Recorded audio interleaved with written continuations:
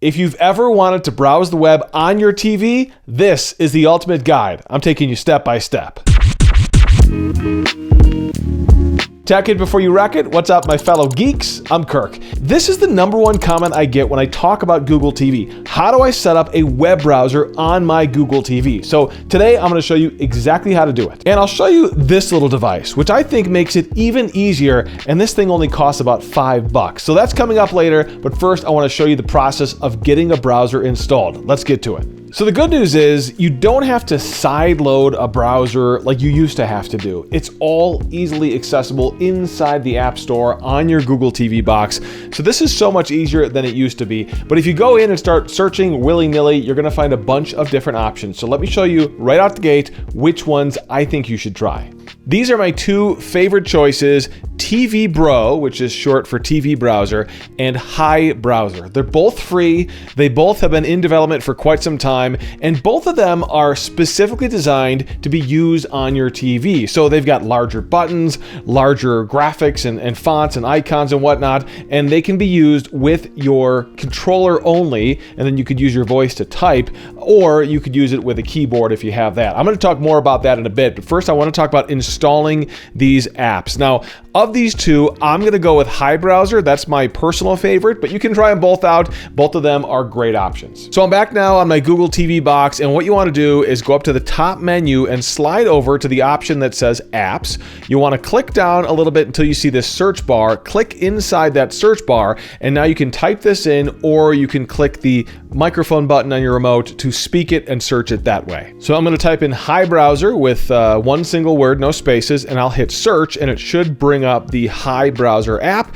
You can see it's the first option that pops up when I search for that. As I mentioned, there's a bunch of different browsers and other options that you can try out, but this is the one I would start with if I was you. I'll click on that, and I'll select the install option to install this browser on this Google TV box. I want to make a point. I'm not using any sort of special Google TV box. This is a $30, $40 off-the-shelf Walmart branded ONN Google TV box, and this should work with pretty much any Google TV box or a TV even that has Google TV already built into it. Okay, so once it's installed, you'll see that it gives us the option to open it, but I'm going to go ahead and hit home to take us back to our home page, and you'll notice that if you go down to your ribbon of apps, you should now have the HiBrowser inside that ribbon of apps. It's got that cool little turquoise icon there, so it's easy to spot, and I'll go ahead and click on that to open up the HiBrowser. So this is it. This is the browser right out of the gate, and you can see, again, as I mentioned, it's got the big icons and graphics because it's designed to be displayed on a 60-inch TV instead of being displayed on a 24-inch computer monitor, for example. So it's made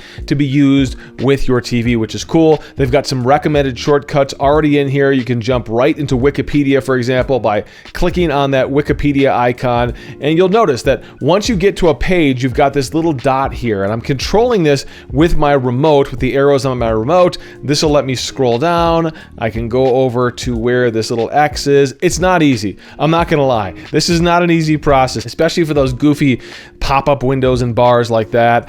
I'm gonna select English.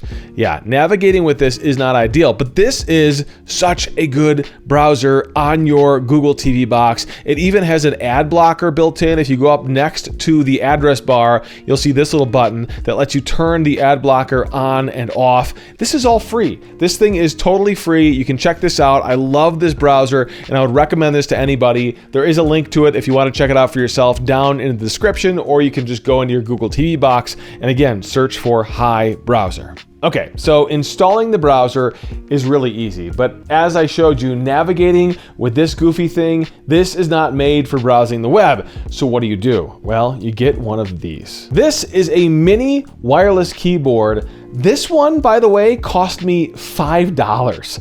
I bought this at Five Below, and you can do that as well. There's a couple of different kinds, so I want to sort of navigate you around that. But the way this works is it's got a full keyboard on there, it's got arrow keys on there as well, and it even has a trackpad. On Google TV, you'll actually get a little mouse cursor on the screen when you're using a trackpad. Google TV can be used with an actual mouse pad if you have a mouse or something like this plugged into your Google TV box. Okay, now let me explain the different kinds. So this one is an RF keyboard, and what that means is it comes with one of those little tiny dongles that you plug into the USB port, and it simply connects wirelessly to that dongle. The problem with that when it comes to Google TV is that most Google TV boxes don't have a spare USB port. So what you end up doing is something ridiculous like this, which is a USB hub that's powered, plugged into my Google TV box with that little dongle plugged in right there.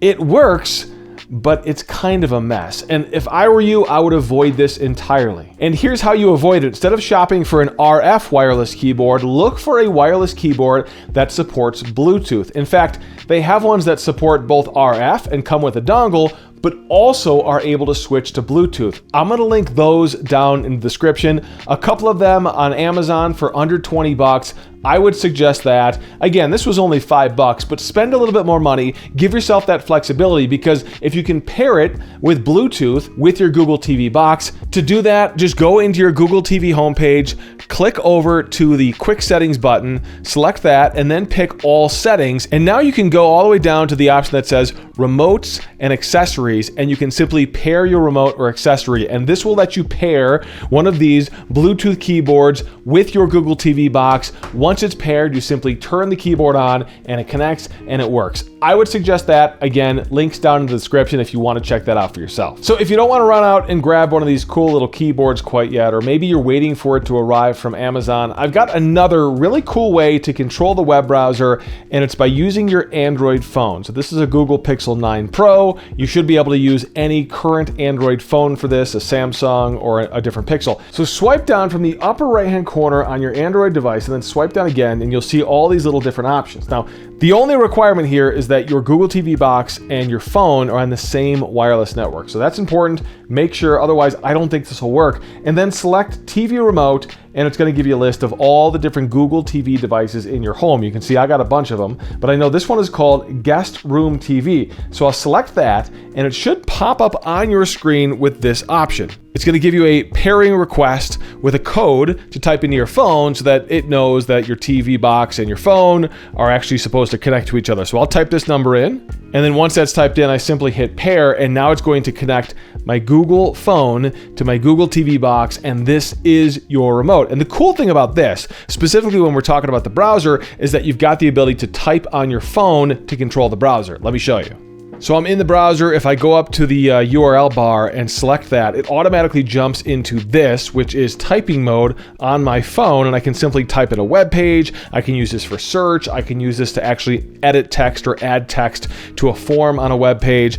Such a great way to control the web browser. Again, if you don't want to go out and buy one of those physical keyboards, which I think are great options, this is a good second option or a backup option for you. Use your phone. It's a much better way to control the browser than your normal Google TV remote. As I mentioned, links to the apps and those controllers that I mentioned in the video are all below in the description, so check those out. That should make it easy for you.